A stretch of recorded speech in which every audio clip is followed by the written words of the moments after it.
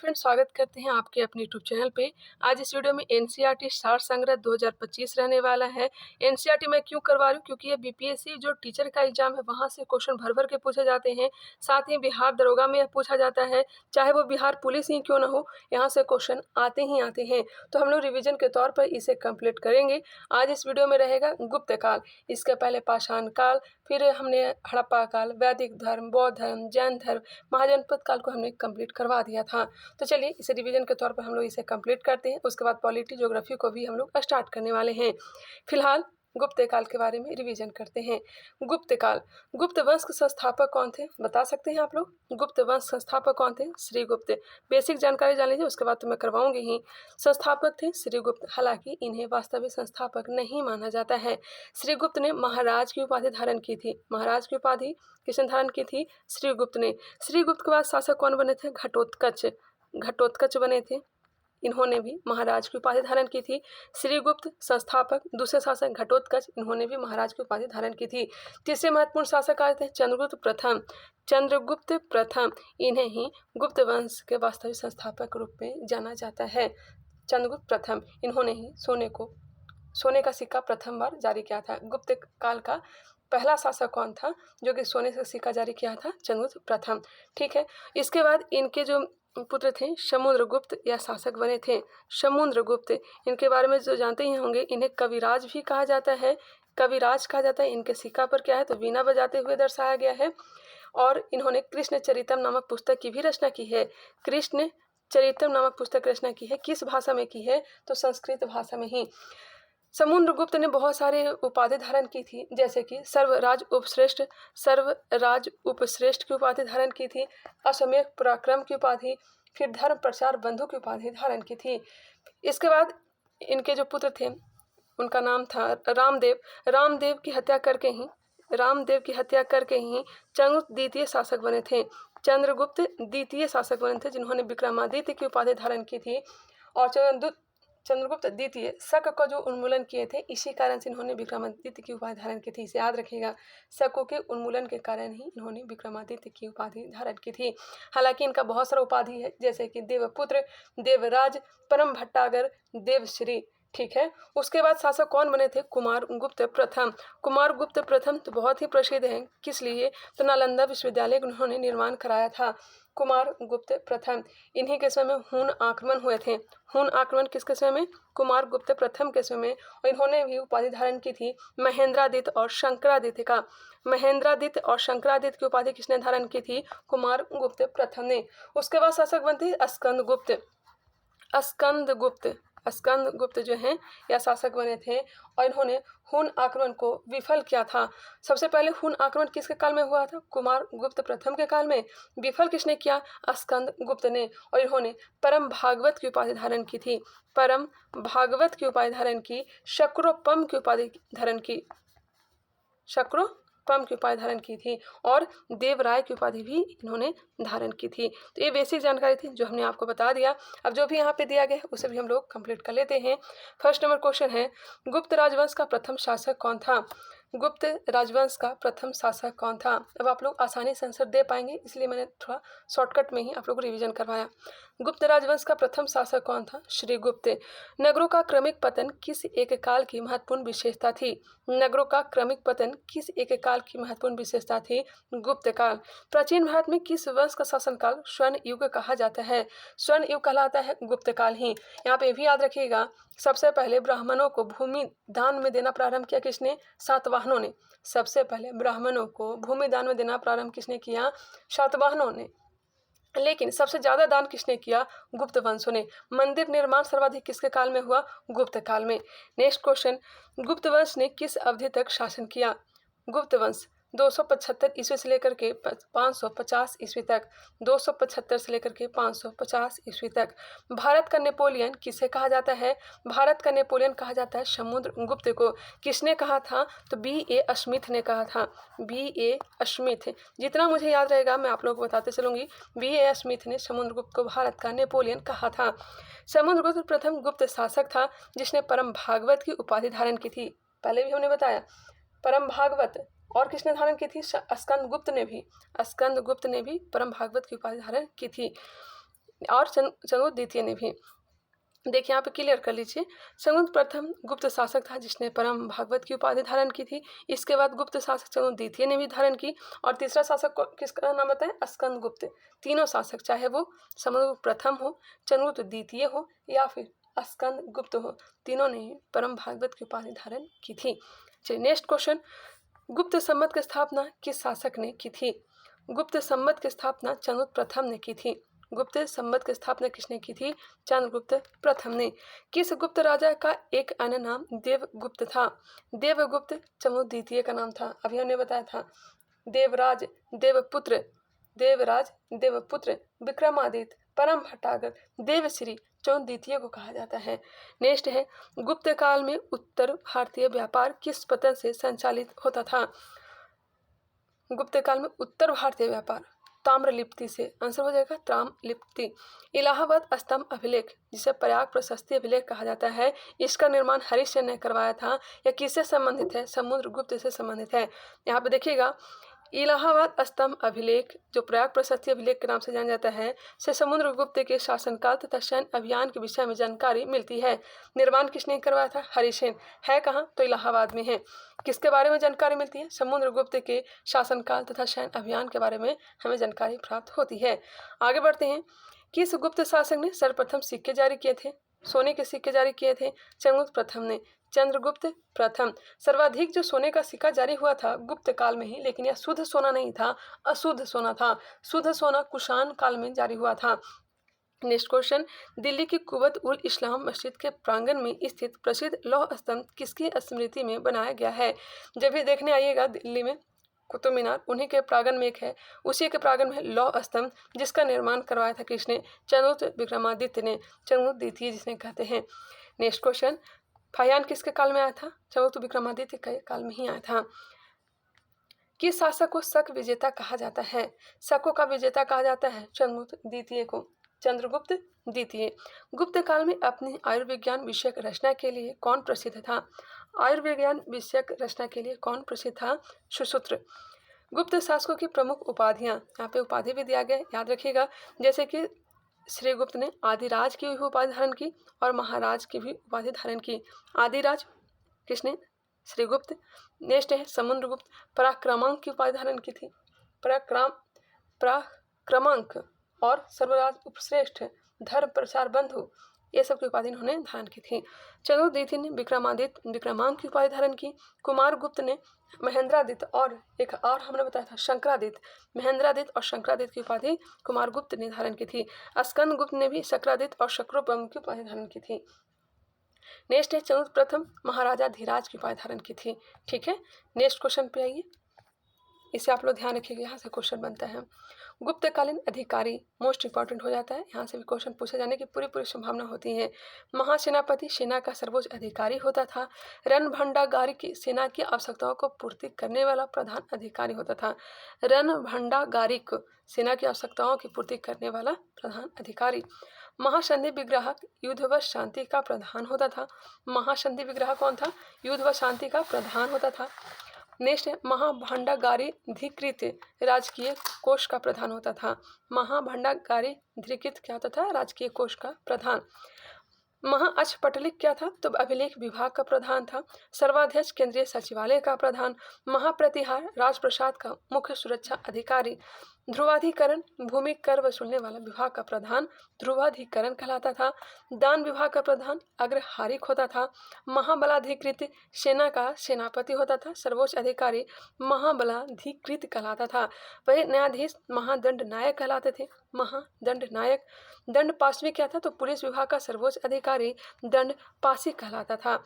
शिक्षा अधिकारी विनय स्थिति स्थापक कहलाता था।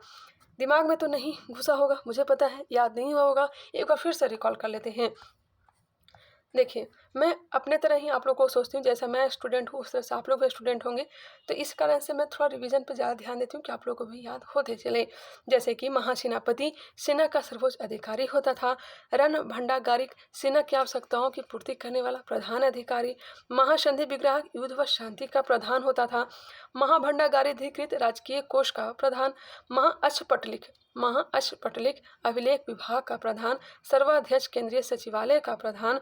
महाप्रतिहार राजप्रसाद का मुख्य सुरक्षा अधिकारी, ध्रुवाधिकरण भूमि कर वसूलने वाले विभाग का प्रधान, अग्रहारिक दान विभाग का प्रधान, महाबलाधिकृत सेना का सेनापति, महादंड नायक न्यायाधीश हो जाएगा, दंडपाशिक पुलिस विभाग का सर्वोच्च अधिकारी, विनय स्थिति स्थापक शिक्षा अधिकारी होता था। आई होप थोड़ा बहुत को दिमाग में आया ही होगा। अगर नहीं समझ में आया होगा, नहीं याद हुआ होगा, तो आप लोग चाहें तो इसका स्क्रीनशॉट ले सकते हैं। चलिए मैं टाइम भी दे रही हूँ, आप लोग का स्क्रीनशॉट ले लीजिए, क्योंकि यहाँ से क्वेश्चन पूछे जाने की संभावना रहती है, इसलिए मैं इस पे फोकस कर रही हूँ। अब क्वेश्चन पे आते हैं। गुप्तकालीन स्वर्ण मुद्रा को क्या कहते हैं जी, बताइएगा। गुप्तकालीन स्वर्ण मुद्रा को क्या कहते हैं? दिनार कहते हैं। गुप्तकालीन स्वर्ण मुद्रा को क्या कहते हैं? दिनार कहते हैं। चंद्रगुप्त के नवरत्न में कौन फलित ज्योति से संबंधित था? ज्योति से संबंधित छपनक, ज्योति से संबंधित छपनक था। चंद्रगुप्त द्वितीय स्वयं एक विद्वान तथा विद्वानों का आश्रयदाता था। उसके दरबार में 9 विद्वानों का एक समूह नवरत्न निवास करता था। इनमें कालिदास, धन्वंतरी, छपनक, शंकु, वेताल भट्ट, अमर सिंह, घटकरपर, बराहमिहिर तथा भरूची जैसे विद्वान थे। एक बार फिर से, ये विद्वान का नाम कभी कभी ऑप्शन में पूछा जाता है कि इनमें से कौन से नवरत्न में शामिल नहीं थे, तब आप लोग फंस सकते हैं। इसलिए नौ का नाम याद रखिएगा, जैसे कालिदास, धन्वंतरी, छपनक, शंकु, वेताल भट्ट, अमर सिंह, घटकरपर, बराहमिहिर तथा वररुचि चंद्रगुप्त द्वितीय के समकालीन थे। इन्हीं के दरबार में रहते थे। खास करके कालिदास और धन्वंतरी के बारे में तो पूछा ही जाता है। क्वेश्चन है, शंख एवं गुप्त संवतों के मध्य कितना अंतर है? शक एवं गुप्त संवतों के मध्य कितना अंतर है? 241 वर्ष का।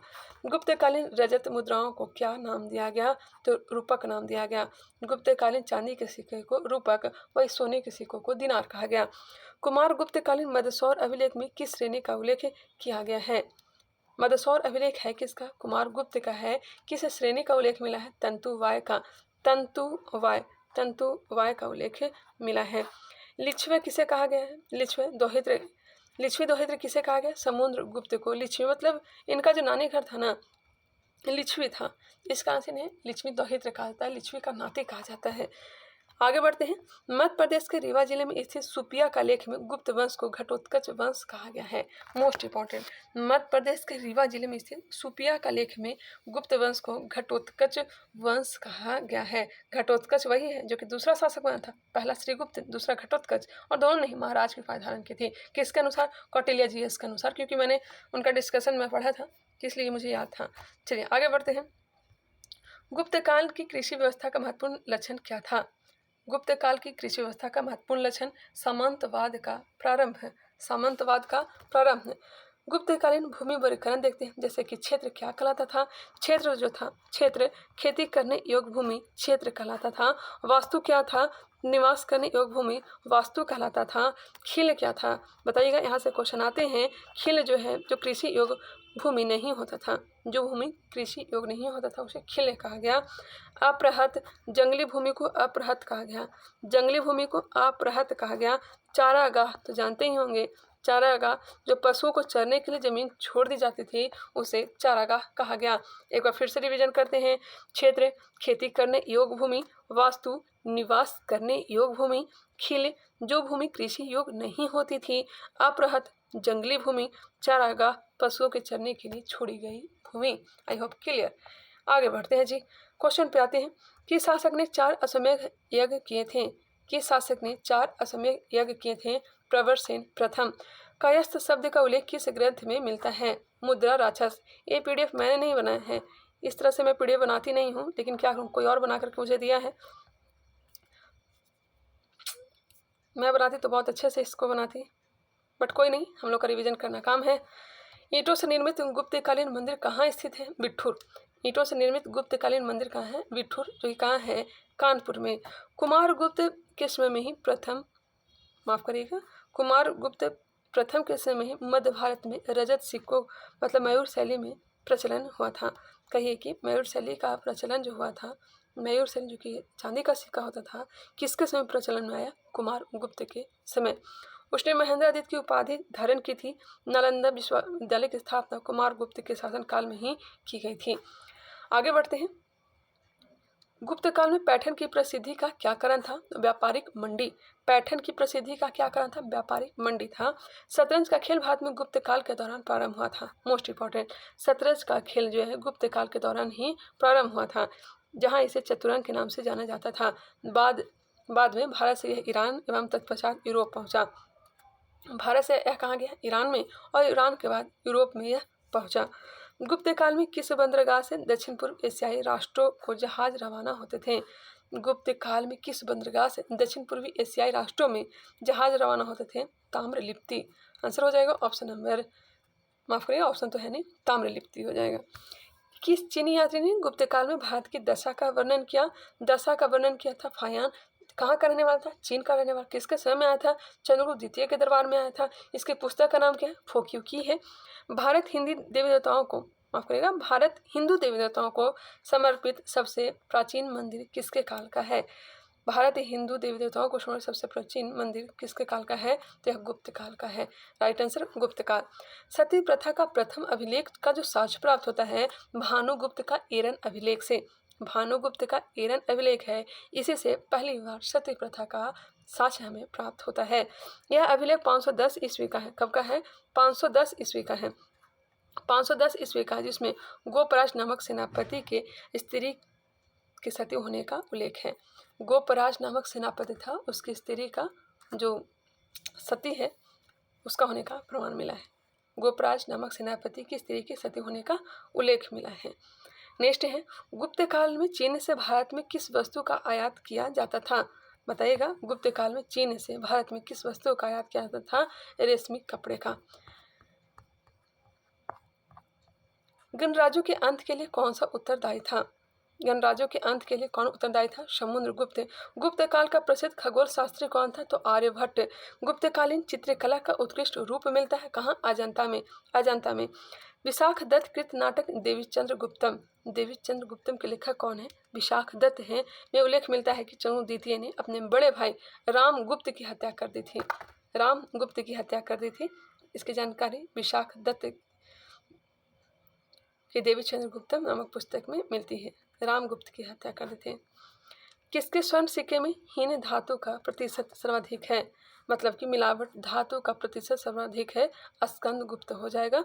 गुप्त काल में लिखित संस्कृत नाटकों में स्त्रियों और शूद्रों के संवाद किस भाषा में है? प्राकृत भाषा में। गुप्त काल में लिखित संस्कृत नाटकों में स्त्रियों और शूद्रों के संवाद किस भाषा में है? प्राकृत भाषा में है। नेक्स्ट है, गुप्त वंश का अंतिम शासक कौन था? तो विष्णुगुप्त। गुप्त वंश का अंतिम शासक विष्णुगुप्त था। संस्थापक श्रीगुप्त। चंद्रगुप्त विक्रमादित्य को किस कारण से शकारी कहा गया? शकारी किस लिए कहा? तो शकों पर विजय के कारण शकारी कहा गया, शकों पर विजय पाने के कारण। किस अभिलेख में समुद्रगुप्त को लिच्छवी दौहित्र बताया गया है? तो प्रयाग प्रशस्ति अभिलेख में। हुनों ने स्कंदगुप्त के शासनकाल में आक्रमण किया था। इसमें स्कंदगुप्त ने हुनों पर विजय प्राप्त की। गुप्त काल में श्रेणियों से सब बड़ी संस्था, माफ करिएगा, गुप्त काल में श्रेणियों से बड़ी संस्था जिसके शिल्प श्रेणियां सदस्य थी को क्या कहा जाता था? गुप्त काल में श्रेणियों से बड़ी संस्था जिसके शिल्प श्रेणियां सदस्य थी क्यों क्या कहा जाता था? निगम कहा जाता था। क्या? निगम। अग्रहार से क्या तात्पर्य था? तो ब्राह्मणों को दिया जाने वाला भूदान अग्रहार कहलाता था। ब्राह्मणों को दिया जाने वाला भूदान अग्रहार कहलाता था। विदिशा के पास उदयगिरी बुद्ध गुफाओं का निर्माण किस काल में हुआ था? विदिशा के पास उदयगिरी बुद्ध गुफा का निर्माण किस काल में हुआ था? गुप्त काल में। वराह गुहा का निर्माण किस देवता के सम्मान में करवाया गया था? वराह गुहा का निर्माण किस देवता के सम्मान में करवाया था? तो भगवान विष्णु हो जाएगा। गुप्त साम्राज्य के समकालीन राजवंश से वाकाटक राजवंश में विंध्य शक्ति थे। ये भी याद रखिएगा, वाकाटक राजवंश की स्थापना किसने की थी? तो विंध्य शक्ति। वाकाटक वंश के स्थापक कौन थे? विंध्य शक्ति। और सर्वसेन। नाग राजवंश भवनाग। नाग राजवंश था, भवनाग संस्थापक थे। त्रैकुटक राजवंश इंद्रदत्त। त्रैकुटक राजवंश संस्थापक इंद्रदत्त। हुन राजवंश तोरमान। हुन राजवंश तोरमान का शासन था। सालकायन राजवंश का देववर्मन। विष्णु कुंडित राजवंश विक्रमेंद्र प्रथम। माथु राजवंश का अच्युत। नेक्स्ट है, और अगला शासक अंतिम शासक लगता दिया गया है शंकर वर्मन, संस्थापक ही हैं। 1 मिनट, संस्थापक ही दिया गया है। लेकिन इसमें इतना इंपॉर्टेंट मुझे तो नहीं लग रहा है, यहाँ से क्वेश्चन पूछा जा सकता है, लेकिन वाकाटक को याद रखिएगा। वाकाटक वंश के संस्थापक कौन थे? विंध्य शक्ति। बाकी इसे याद रखना चाहे तो रख सकते हैं। चलिए आगे बढ़ते हैं। जहाँ पे मुझे इंपॉर्टेंट लगेगा ना, मैं खुद ही उसका रिवीजन करवा दूंगी। कलहन के अनुसार अशोक ने अपने शासन के 7वें वर्ष में कश्मीर को जीता तथा कश्मीर में श्रीनगर की स्थापना की। कलहन के अनुसार अशोक ने अपने शासन के 7वें वर्ष में कश्मीर को जीता तथा कश्मीर में श्रीनगर की स्थापना की। तो याद रखिएगा इसे, कश्मीर में श्रीनगर की स्थापना किसने की? अशोक, अपने शासन के 7वें वर्ष में। ठीक है, किसके अनुसार? कलहन के अनुसार। कलहन की पुस्तक का नाम क्या है? तो राजतरंगिणी।